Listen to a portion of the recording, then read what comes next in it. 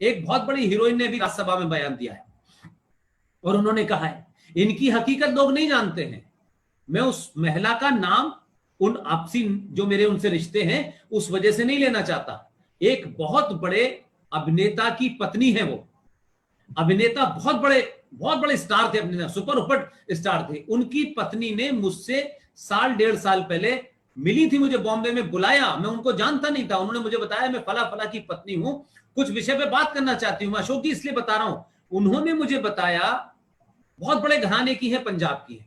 उन्होंने कहा कि पुष्पेन जी, ये जो मोहतरमा जया भादुरी है, जो कल तक अमर सिंह के कंधों पे चल के समाजवादी पार्टी में आई और उसी अमर सिंह को गाली दे रही हैं, इन्होंने उस महिला से यह कहा था कि तुम किस लिए परेशान हो रही हो, ये तुम्हें दिन भर हिंदू हिंदू चढ़ा रहता है। अरे इन मरने दो, इन कमीनों को, इन ये घटिया लोग हैं, ये मर जाएंगे, हमें क्या करना है, हमारे पास पैसा है, जिस दिन ज्यादा कुछ होगा हम जाके बाहर रह लेंगे। तो ये लोग आपके राज्यसभा में हैं, राज्यसभा में आए हुए हैं, ये तो सिर्फ चेहरे का मुखौटा है जो दिखा रहे हैं, ये तो सबसे पहले भागेंगे। तो हमारे कहां लोग हैं? हम कहें कि एक योगी पैदा हुआ है, एक मोदी पैदा हुआ है, एक हमें, अरे भाई आपके समाज में करोड़ों मोदी हैं, लेकिन समाज पीछे खड़ा होगा तब होंगे ना। तो ये मोदी ने एक शुरुआत की है, मुझे लगता है उसमें 50 चीजें होंगी, 50 चीजों में सवाल खड़े होंगे, लेकिन समाज मोदी हो जाए, समाज योगी हो जाए, समाज अमित शाह हो जाए, समाज सवाल पूछने लगे, समाज में एग्रेसिवनेस आ जाए, समाज अपने प्रति चिंतित हो जाए, तो किसी चिंता की जरूरत नहीं है। हमें अपना एजेंडा क्या है, हमारा टारगेट क्या है, और हिंदू में शत्रु बोध की कमी है, उसे ये पता ही नहीं हमारा शत्रु कौन है। इसलिए गंगा जमुना तहजीब, सारे धर्म बराबर हैं, ये साझा संस्कृति, ये सिर्फ हिंदुओं ने झूठ बोले हैं। इसलिए मैंने कहा बड़े बड़े मथाधीश, आज पालघर के जिन लोगों की चर्चा बार बार होती है, मुझे बताइए पालघर के जो 2 साधु थे वो किस मठ के हैं? हिंदुस्तान में वो मठ सबसे ज्यादा ताकतवर है, सबसे ज्यादा अमीर है, अरबों खरबों की प्रॉपर्टी है। उनके साधु मर गए तो उनका बयान आता है कि जब कोरोना खत्म हो जाएगा तो हम एक मार्च करेंगे। इस देश में कुछ लोग तलवार लेके आपके गले काट रहे हैं और आप कह रहे हैं हम मार्च निकालेंगे। मार्च निकाला जाता है वहां जहां सभ्य लोग रहते हैं। आप मार्च से कुछ नहीं काम चलने वाला है। आपको उनसे ज्यादा ताकत के साथ अटैक करना है। अपने लोग जो लड़, अब जैसे आप ही लड़ रहे हैं या लाल लक्ष्मी जी, आप अगर संपन्न नहीं होगे और तब आप प्रोग्राम करने की सोचोगे या घर के बिजली का बिल देने की सोचोगे? तो हमारे समाज में सामूहिक तौर पे अपने लोगों को मजबूत करने की, मैंने इसीलिए कहा जिन पे पैसा बहुत है, समय कम है, वो पैसा दें। जिन पे समय ज्यादा है, पैसा नहीं है, वो अपना समय दें। ये सामंजस्य बिठाना होगा। अश्वनी जी कितनी बार यहां से मुकदमा लड़ने के लिए नॉर्थ ईस्ट जाएंगे तो कैसे जाएंगे?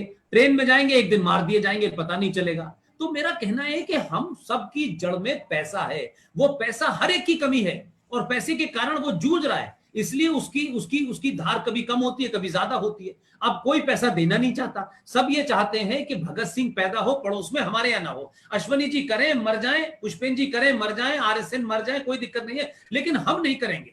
हमें नहीं इंटरेस्ट भाई, हम क्यों बुरे बने? अश्वनी जी गाली खाए, पुष्पेन जी गाली जाए, आरएसएन गाली जाए, नितिन जी गाली, ये सब गाली खाए, हमें तो ठीक रहना है, हमें सबके साथ रहना है, हमें सबका अच्छा बनना है। ये हमारी बीमारी है। इसलिए मूड पॉइंट में बार बार इनडायरेक्टली इसलिए नहीं कहना चाहता था कि मैं कहूंगा तो शायद इसका मैसेज आ जाए, लेकिन जितने लोग लड़ रहे हैं हिंदुत्व में, जितने लोग, लाखों लोग लड़ रहे हैं, लेकिन सब पैसे की तंगी में, बड़े सीमित साधनों में लड़ रहे हैं, बड़ी मुश्किल में लड़ रहे हैं। जो बात अश्वनी जी ने कहा, एक किसी को गिरफ्तार होता है, चारों तरफ से उनका इकोसिस्टम आ जाता है। आपके यहां तो वकील ढूंढना पड़ता है, फिर वकील हिंदू होकर भी कहता है नहीं मैं पैसे तो लूंगा भाई। तो आपके यहां लोग हिंदुत्व को फैशन की तरह जी रहे हैं, मिशन की तरह नहीं जी रहे। उनके मिशन की तरह जीते, वो चलते फिरते, उठते बैठते, जागते सोते, दिन भर उनका वो एजेंडा है। तो हमें जिस दुश्मन से लड़ रहे हैं, हमें उसकी रणनीति को इख्तियार करना चाहिए। और सिखों में कहा गया है कि अगर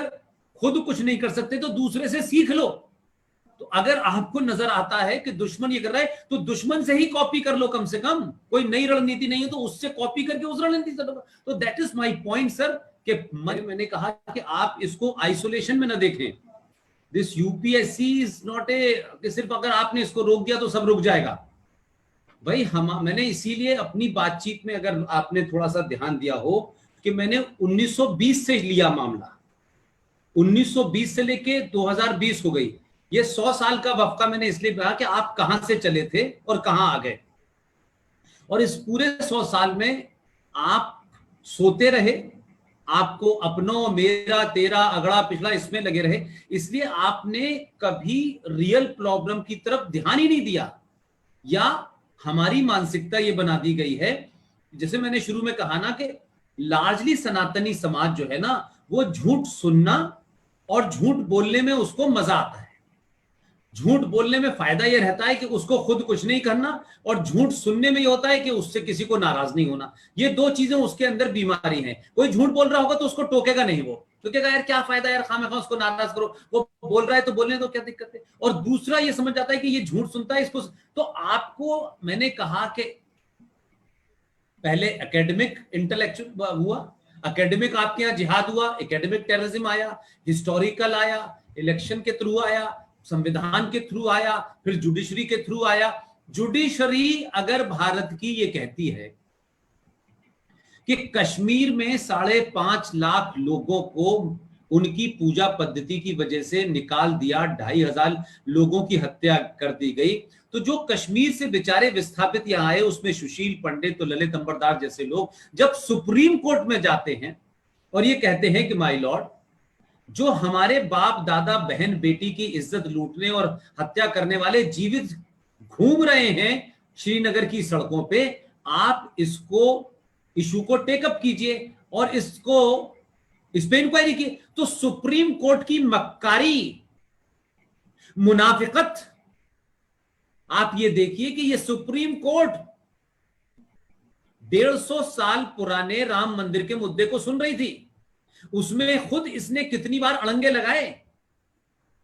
उन्होंने कहा कश्मीरी पंडितों से, जो 1990 की घटना है, 19 जनवरी की, कहा अब तो इतनी पुरानी घटना हो गई, अब इसमें तो हमारे पास रिकॉर्ड नहीं है, और रिकॉर्ड नहीं तो हम सुन नहीं सकते। लेकिन वही सुप्रीम कोर्ट 1984 के सिख विरोधी वन साइडेड मैसेकर को सुन रही है, क्योंकि उनको पता है कि सिख एक दिल्ली में असर्टिव कम्युनिटी है, एक राज है, और कश्मीर से ये 2-4 आए हैं, इनको भगा दो, फिर यहां कहां सरदर्दी है। तो ये भी एक जिहाद है। तो आज आप यूपीएससी की बात, स्पोर्ट्स में जिहाद है, यूनिवर्सिटीज में जिहाद है, संविधान के थ्रू जिहाद चल रहा है ना। तो हमने तो संविधान को भी इस जिहाद को बढ़ाने के लिए इस्तेमाल किया। इसलिए तो मैंने आपसे कहा कि क्या आपने, जो हिंदू बड़ा अपने आप को हमेशा ऑलवेज भी trying to show himself that we are very correct, we never go beyond this, हम तो ये नहीं चाहते कि हम किसी के खिलाफ बोले, क्या इस हिंदू ने कभी पूछा कि माइनॉरिटी कमीशन इस देश में कैसे चल रहा है? क्योंकि बॉर्डर नहीं था कि आज सुरेश के चौहान जी ने यूपीएससी उठा दिया तो हम सबकी आत्मा जाग गई। लेकिन क्या सुरेश के चौहान उठाएंगे, जीडी बख्शी उठाएंगे, सुशील पंडित, तभी हम जागेंगे। तो हमारे पास दुनिया की किताबें पढ़ने का बड़ा समय है, दुनिया पे ज्ञान बांटने का बड़ा समय है, दुनिया की सभ्यताएं पढ़ने का बड़ा शौक है। लेकिन जिस जगह खड़े हुए हैं और हम जिन जो हमारे पैरों के नीचे की धरती खिसक रही है, उसको नहीं पढ़ेंगे, क्योंकि अगर हम उसके बारे में पढ़ लेंगे तो फिर हमें कुछ करना होगा और हम करने को तैयार नहीं है। इसलिए हम कुछ नहीं करना चाहते, हम ज्ञान दे देना चाहते हैं। ये स्थिति 1920 से चल रही है, आज 2020 हो गई, 100 साल हो चुके हैं, और आपके पास ये आखिरी चांस है, अब कोई चांस नहीं होगा। और ऊपर वाला हमारी और आपकी मदद नहीं करेगा। उसने हर समय, हर मोड़ पर ऐसे लोगों को पैदा करके आपको सोते से जगाने की कोशिश की, लेकिन आपने जो जगा रहा था, आपने तो उससे कहा रे यार ये तो फला का दलाल है, यार ये तो पैसा बनाने आया है, ये तो चोर है। आपने उस पर सवाल उठा के उसे खत्म कर दिया और फिर आप सो गए। आप चाहते हैं कि आपकी नींद में खलल नहीं पड़े, आपकी लड़ाई कोई दूसरा लड़े। तो आज मैं जो बार बार आपसे कह रहा हूं कि ट्रंप को जिताइए, उसके पीछे मेरी मानसिकता यह है कि भारत अकेले इस देश के अंदर संविधान में जो गंदगी है, माइनॉरिटी कमीशन का मामला जो है, माइनॉरिटी मिनिस्ट्री का मामला जो है, इसमें यूपीएस, ये तमाम सारी चीजें एक दिन में नहीं हुई हैं। ये आपके हिंदू सनातनी जिनको हम सब कहते हैं, उन्हीं के हिस्सों ने कही है।